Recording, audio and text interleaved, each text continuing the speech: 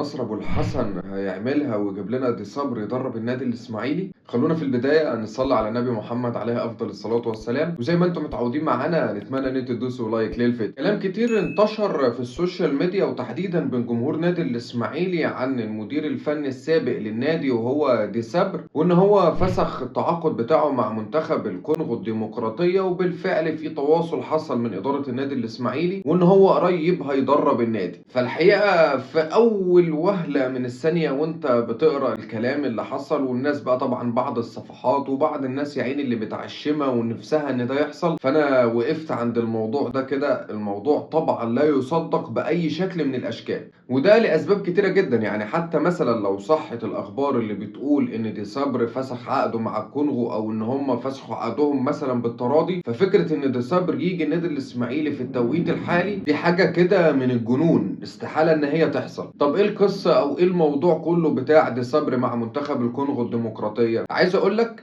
إن في حركة سياسية أو في بعض من المناوشات اللي موجودة هناك في الكونغو، فدي صبر نزل الصورة بيعلن التضامن بتاعه مع الأهل أو الشعب اللي موجود هناك في الكونغو، وإن الموضوع ملوش أي علاقة نهائيا بكرة القدم. والراجل لسه مجدد عقده السنة اللي فاتت وتحديدا في شهر 5، واتحاد الكونغو الديمقراطي جدد عقده معاه بعقد طويل الأمد، وقدروا إن هم يقنعوه وتم تجديد العقد لمدة 5 سنين. العقد هينتهي في نهاية 2029، يعني هو مجدد من سنة 2024 لمدة 5 سنين والعقد هينتهي 2029. عايز أقول لك إن في ناس اختلطوا عليها الأمر، بيقولوا ان الفيفا وقف الاتحاد الكونغولي. لا، احنا هنا بنوضح وبنقول ان في فرق ما بين الكونغو وما بين الكونغو الديمقراطيه، منتخبين بعيد عن بعض تماما والمنتخبين غير بعض. دي صبر مكمل مع المنتخب بتاعه، عنده ماتشين بالفعل في تصفيات كاس العالم في شهر 3 اللي جاي. الراجل هناك مستقر، والراجل قدر يعمل معاهم نتائج مميزه جدا، وقدر ان هو يوصل في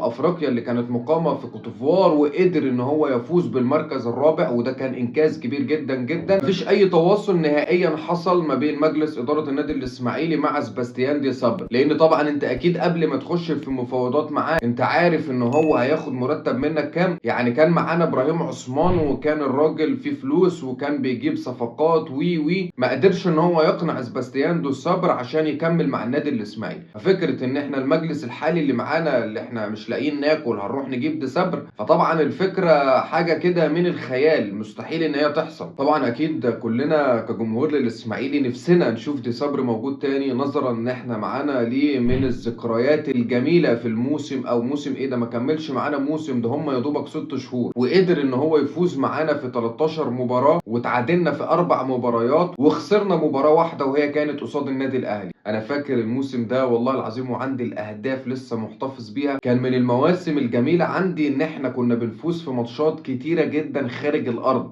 يعني لو افتكر اول مباراه في الدوري كان قصاد الاتحاد السكندري وقدرنا نفوز 4-2، وفوزنا على الانتاج الحربي بره، وفوزنا على طنطا وعلى الاسيوطي وعلى وادي دجله وعلى انبي. فالحقيقه كان 6 شهور مميزين جدا جدا مع سباستيان دي صبر داخل النادي الاسماعيلي. واكيد كان اخر مباراه ليه لما فزنا على الرجاء 5-0 في اسماعيليه. بعد المباراه على طول طلع في تصريحات وقال ان دي اخر مباراه مع النادي الاسماعيلي. كلنا انا فاكر ساعتها كنا متضايقين جدا جدا، وكان عندنا عشم ان هو يكمل اكتر مع نادي الاسماعيلي. فاحنا بنوضح وبنقول سباستيان دي صبر مش هيجي النادي الاسماعيلي عشان حاجات كتير. رقم 1 الراتب بتاعه، احنا ناس يعني بنقضي عشان نوم. رقم 2 لو هو فكر يمشي من المنتخب بتاع الكونغو اكيد في فرق وفي منتخبات هيعرضوا عليه ان هو يمسك، فما اعتقدش ان هو هيضحي بكل ده عشان يجي النادي الاسماعيلي. فانا الحقيقه عاذر بعض الجمهور ان هو نفسه ان هو متعشم ان هو عايز يشوف سباستيان دي صبر يجي في التوقيت الحالي، خصوصا مع ان في بحث عن مدير فني جديد هيجي يتولى القياده الفنيه لنادي الاسماعيلي بعد مباراه النادي الاهلي. فزي ما بقول الناس كده عندها امل يعني، او الناس نفسها ان ده يحصل، ولكن الموضوع مستحيل يحصل. بنتمنى التوفيق للدراويش. الوضع صعب، وضع كارثي، أزمة حقيقية بنعيشها، ولكن كان لازم نطلع نوضح ونقول لأن الموضوع انتشر بشكل كبير جدا جدا بين جمهور نادي الإسماعيلي، والناس بالفعل بدأت تصدق إن سباستيان دي صبر هيجي النادي الإسماعيلي.